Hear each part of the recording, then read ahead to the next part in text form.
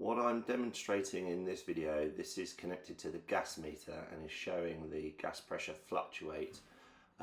It should be at a steady reading somewhere around 20 millibars, so you can see that was definitely a problem. And this is a picture of the gas valve that is inside the boiler, which isn't reflected in the literature. This is showing that I stripped the boiler down and cleaned it whilst I was waiting for SGN to come out to inspect the gas meter so that the boiler would be ready to go back on if it was just a governor problem, but unfortunately we found it was water in the gas line. While I'm waiting for SGN, I'm checking the water because the tenants here have complained that they think it's dropped. You can see there it's only about 1.5, just under 1.5, and that's static pressure. I don't think they're using any other water in the house, so I'm going to go run a tap inside the house and then we'll get a dynamic pressure. I'm going to do that now. Now I have the kitchen tap running and it's dropped to 1 bar.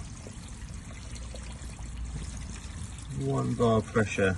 So 1 bar pressure is the minimum we need for the electric shower, so it could be worth sending the water team out here as well to have a look into whether there anything can be done to improve the pressure here, because I think that the estate generates quite high pressure. It has where I've tested it elsewhere. The flow rate, the tap here is pretty good.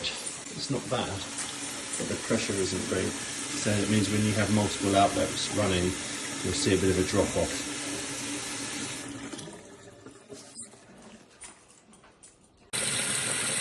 Although the flow here looks really good, it's actually just dropped. And there's no other outlets running, I confirm. So it's actually only running at about 6 litres per minute.